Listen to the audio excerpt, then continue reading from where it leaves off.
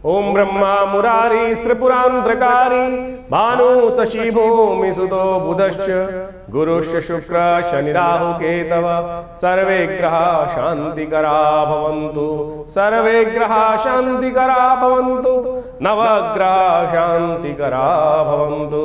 गुरुर्ब्रह्मा गुरुर्विष्णु गुरुर्देवो महेश्वरा गुरुर्साक्षात् परब्रह्म तस्मै श्री गुरुवे नमः। अखंडमंडलाकारं व्याप्तं येन चराचरं तत्पदं दर्शितं येन तस्मै श्री गुरुवे नमः। नमस्कार, स्वागत है आपका आचार्यवाणी में। मैं आचार्य डॉक्टर विक्रमादित्य आपके साथ हूँ और आज का विषय हमारा है कुंभ राशि वालों के लिए बृहस्पति का जो ये वक्र स्थिति आने वाली है, बृहस्पति का योग बनेंगे 9 अक्टूबर से 4 फरवरी के बीच में, ये क्या प्रभाव आपकी राशि में उत्पन्न करेगा।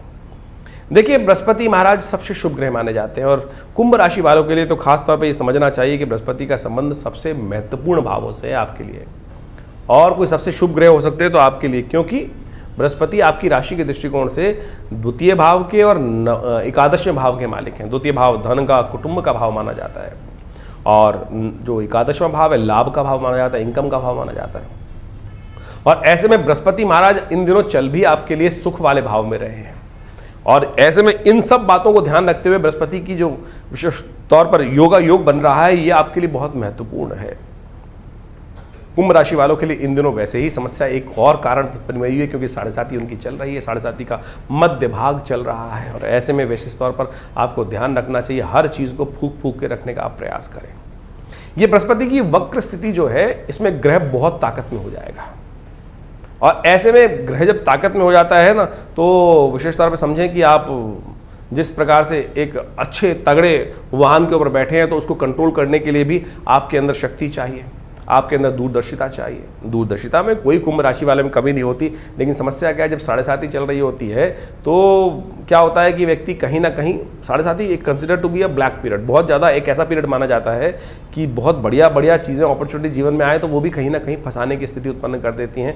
तो ऐसे में कुंभ राशि वालों को तो खासतौर पर शनि की 7.5 का खासतौर पर उपाय करने की ज़रूरत है, और ऐसे में बृहस्पति जो है वो विशेष तौर पर जिस प्रकार से ये जो योग बना रहा है, ये खास तौर पर ऐसी स्थिति को उत्पन्न कर सकता है जो खास तौर पर इसमें व्यक्ति आप बड़ा विशेष तौर पर इंट्रोवर्ट हो जाता है, अपने आत्मीय सुख में ही फंसा रहता है कि जो मैं कर रहा हूं, ऐसा कर रहा हूं, ऐसा कर रहा हूं। बृहस्पति पूर्ण ताकत में हो जाएगा, सुख भाव में हो जाएगा, और आत्मीय सुख का अनुभव करने के योग बनाता है। आत्मीय सुख किस में आता है, जो अपनी क्रिएटिविटी होती है उसी में व्यक्ति मंत्रमुग्ध रहता है, उससे बाहर सोचने की स्थिति नहीं होती है। और इस संसार में ऐसा नहीं है, स्वांत कूप मंडूक जो है वो कहीं ना कहीं फंस जाते हैं। विशेष तौर पर ध्यान रखें, बृहस्पति की दृष्टि जहाँ पड़ रही है वो बड़ी इंपॉर्टेंट है इन दिनों। बृहस्पति देख रहे हैं अष्टम भाव को भी, बृहस्पति देख रहे हैं आपके 12वें भाव को भी, और दोनों भाव जो है बंधन के भाव हैं और नुकसान कराने वाले भाव हैं। आपके बाहर क्या हो रहा है, आपकी सीमा से बाहर क्या हो रहा है, आपके जो वर्चस्व के लोग अंदर जो है आपके आस्तीन में कहीं कौन कौन बैठे हुए हैं, वो आपको अननेसेसरी नुकसान देने की स्थिति बना सकते हैं। ध्यान रखते हुए कार्य करने की जरूरत है। ऐसे में बृहस्पति की जो शक्ति बढ़ रही है वो विशेष तौर पर ये बता रही है कहीं ना कहीं दूसरे के सुझावों को, दूसरों की बातों को हमको समझने का प्रयास करना चाहिए, और ऐसा ना करें कि हम जो कर रहे हैं हम ही अपनी बातों को दूसरों पर लादने का प्रयास करें। ये बृहस्पति जो है इन दिनों मंगल के नक्षत्र में और चंद्रमा के नक्षत्र में जिस प्रकार से पदार्पण करेंगे, मृगशिरा में फिर रोहिणी के नक्षत्र में धीरे धीरे नेगेटिव घटेंगे, अंशों में घटेंगे, तो ऐसा लगेगा कि हमको बहुत सारी चीजें समझ में नहीं आएंगी, और या हम अपनी बातों में ही मंत्रमुग्ध आत्मीय स्थिति में उत्पन्न होते हुए हम वो चीज़ें सामने वाले को रखने का प्रयास करेंगे और चीज़ें वो समझ नहीं पाएंगे। ध्यान रखने की ज़रूरत है भाई, बहुत बुरी तरह अच्छे समय ध्यान रखने की ज़रूरत है। इस समय को बहुत बुद्धिमानी के साथ देखिए, सबसे पहले तो शनि का लगातार उपाय करने की ज़रूरत है। हनुमान चालीसा का नित्य प्रति स्तवन, हो सके तो हनुमान जी को चोला चढ़ाएं पीपल पे, रविवार को छोड़कर बाकी सब दिन तिल वाला जल अर्पित करने का प्रयास करें। शनि स्तोत्र का नित्य प्रति पाठ करें। बृहस्पति का जो वक्री होना है, ये क्या हो रहा है, ये बड़े विशेष तौर पर बहुत ताकत, जैसे जब घोड़े पे चल रहे हों, किसी अच्छे वाहन में बैठे हों, तो उसकी लगाम ताकत और ज़्यादा बढ़ जाएगी बृहस्पति की। और ऐसे में जब समय खराब चल रहा है तो ताकत कहीं ना कहीं क्या होता है कि यदि ताकत आ जाए तो कहीं ना कहीं हमारा ही नुकसान कराए बैठ जाती है। तो ऐसे में इसका खास उपाय करने की ज़रूरत है। सात्विकता को, बृहस्पति की सात्विक शक्ति को बढ़ाने की ज़रूरत है। बृहस्पति के मंत्र का नित्य प्रति जप करें, ओम ग्रांग ग्रीं ग्रौंग साय गुरु वे नमः। हमारे को अच्छे अनुभव की आवश्यकता है, और सबसे बड़ी आवश्यकता के साथ साथ तो यह है कि हम उस कॉन्सेप्ट को सुने, हम चीज़ों को बोलें कम और हम चीज़ों को शांति के साथ, अनुभव के साथ, वही पुरानी कहावत है, दबी बिल्ली चूहों से कान कटवाए।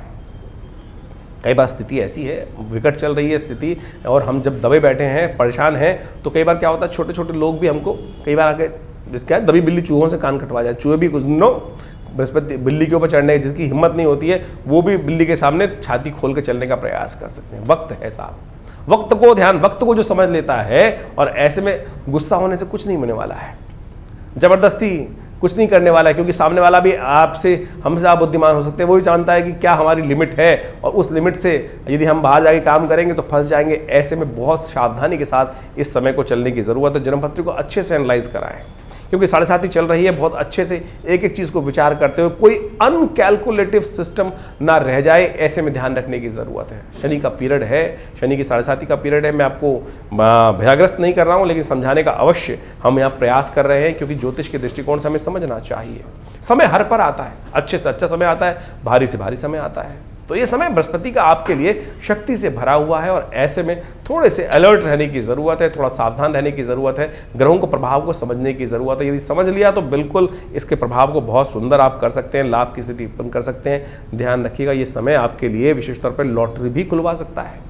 ध्यान रखिएगा, ये समय आपके लिए लॉटरी भी खुलवा सकता है, लेकिन अब ये नहीं कि आप पूरा पैसा एक ही जगह दाव पे लगा दें, शेयर में ही लगा दें, तो कहीं ना कहीं औकात से बाहर जाकर बुद्धि, केवल आपको जो दिख रहा है वही सत्य होने वाला नहीं, ऐसा नहीं है। बहुत सावधानी के साथ चलने की ज़रूरत है। कुछ खास उपाय अच्छा लाभ देने की स्थिति उत्पन्न करेगा, ग्रह डेफिनेटली उत्पन्न करेगा, कुछ नया क्रिएटिव करने की स्थिति बन सकती है, लेकिन खास उपाय की ज़रूरत है।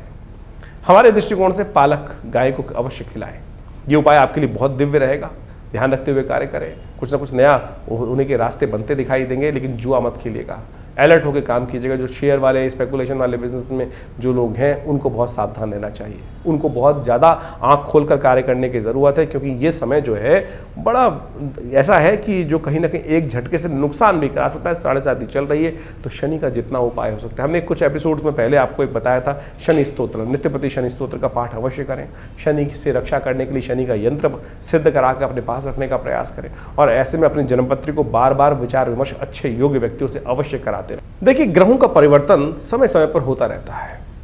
इन सब परिवर्तनों का प्रभाव तो प्रत्यक्ष रूप से जो हम आपके समक्ष उपस्थित करते ही रहते हैं, लेकिन ये जो गोचर का परिवर्तन है, इसको विशेष तौर पर आपके मूल जन्मपत्री के साथ विचार करना बहुत ज़रूरी है। आमतौर पर यदि हम केवल गोचर के ही दृष्टिकोण से, 12 राशियों के दृष्टिकोण से ही बात करते रहेंगे, तो एक बात समझें कि वो तो केवल ऊपर से भाव पता चलेगा कि क्या किस प्रकार के रास्ते बनने हैं। लेकिन अब ये समझना पड़ेगा, इसकी स्थिति इस प्रकार से समझें कि दुनिया में हर प्रवृत्ति के लोग हैं, हर प्रकार के लोग हैं, जो कई बहुत ऊंचे स्थानों पर बैठे हैं, कई साधारण स्थानों पर बैठे हैं, कई बिल्कुल निकृष्ट स्थानों पर बैठे हैं। हर व्यक्ति अपनी अपनी जैसे सीढ़ियों के अलग अलग पायदान पर उपस्थित है। हर जितने करोड़ों अरबों लोग हैं, उनके सबके अलग अलग पायदान हैं, और उन सब पायदानों पर उनका प्रभाव गोचर पे अलग अलग प्रकार का होगा। ये ऐसा नहीं कह सकते कि ज्योतिष के दृष्टिकोण से ये जो गोचर का प्रभाव है हर व्यक्ति पर एक जैसा ही होने पड़े। आपकी जन्मपत्री में किस प्रकार के राजयोग बने हुए हैं, किस प्रकार के दरिद्र योग बने हुए हैं, किस प्रकार की दशाएं चल रही हैं, मूल जन्मपत्री के अंदर ग्रहों की अवस्था किस प्रकार की है।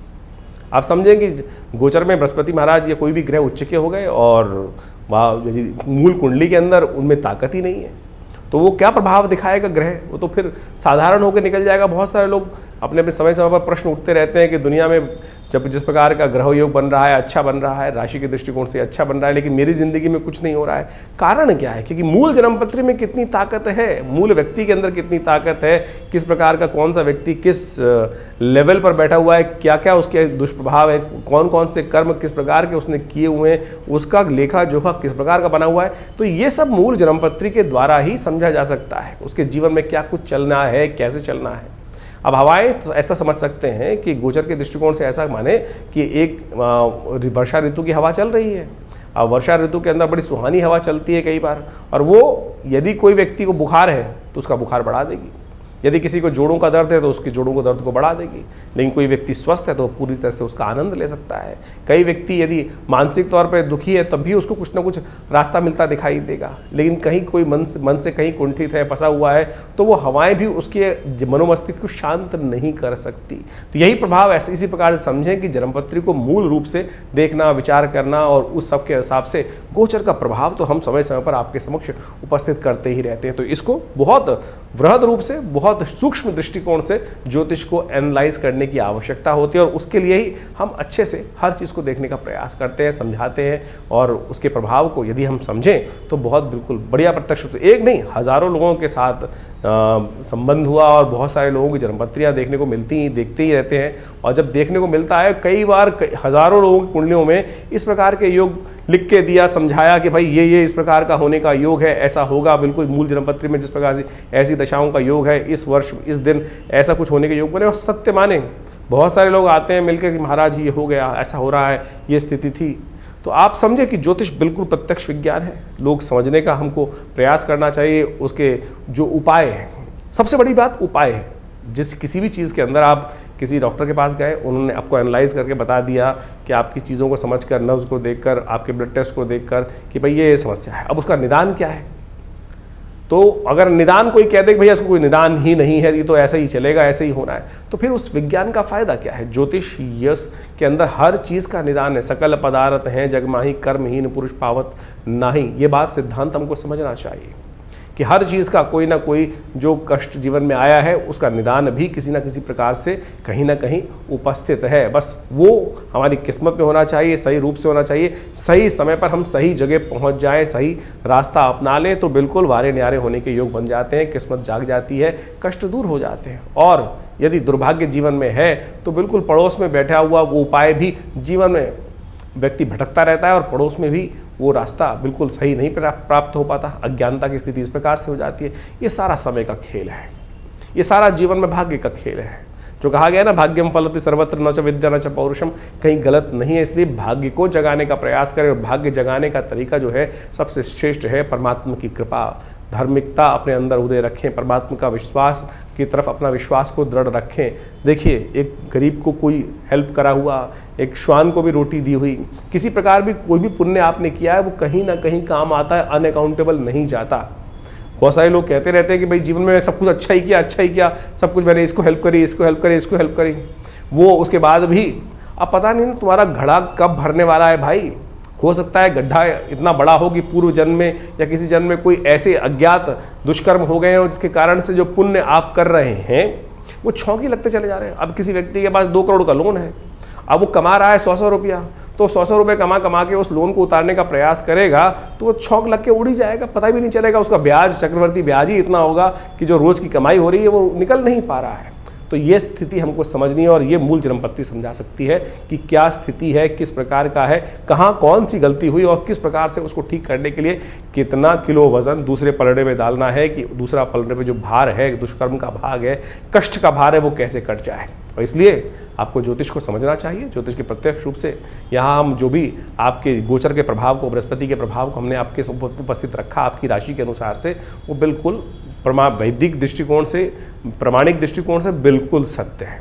बस वही एग्जाम्पल आप समझ ले कि आप किस लेवल पर है, उसका प्रभाव आपके ऊपर किस प्रकार का हो रहा है, वो पूरी जन्मपत्री को निष्कर्ष रूप से यदि हम देखें, समझें तो आप उसके लिए आश्रम से जुड़ सकते हैं। बहुत सारे आश्रम में बहुत सारी गतिविधियाँ चली रही हैं, बहुत सारे शोध चलते ही रहते हैं समय समय पर, चाहे वो यज्ञ विज्ञान है, चाहे वो मंत्र विज्ञान है, और बहुत सारी पुस्तकें आश्रम के द्वारा इन समस्त हमारे शोधों पर प्रकाशित की गई हैं और नित्य प्रति बहुत सारे उत्सव कार्यक्रमों में चलते रहते हैं। इस दौरान भी जैसे बृहस्पति का ये वक्र स्थिति चल रही है, आश्रम में लगातार बहुत सारे कार्यक्रम रहेंगे। यज्ञ भी रहते हैं, हर रविवार को सुबह 8 से 10 बजे तक यज्ञ रहता है, मंगलवार को सुंदरकांड का पाठ रहता है, नित्य प्रति रुद्राभिषेक रहता है और उन सब के शुभ कार्यों में, पुण्य कार्यों में आप भी जुड़ सकते हैं। नंबर्स आपके सामने स्क्रीन पर है और आपका सबका स्वागत है कि दिल्ली में विवेकानंद योग आश्रम में आप आइए, हमारे बहुत सारे कार्यक्रमों में जुड़ सकते हैं आश्रम के साथ। आश्रम लगातार आपके बहुत सारी आश्रम की जो धार्मिक गतिविधियां हैं वो लगातार पिछले करीब 50-60 सालों से चली रही है और हज़ारों लोग आश्रम के साथ जुड़े हैं। आप भी आएंगे रविवार वाले यज्ञ में तो स्वयं देखिएगा, माँ भगवती का सानिध्य प्राप्त कर कर आप अपनी किस्मत को जगा सकते हैं, कष्टों को दूर कर सकते हैं। माँ भगवती दुर्गा का शिव विग्रह, अत्यंत चमत्कारी शिव विग्रह वहाँ उपस्थित है और भगवती कृपा से बहुत सारे मनोकामना सिद्धि के योग अवश्य बनेंगे।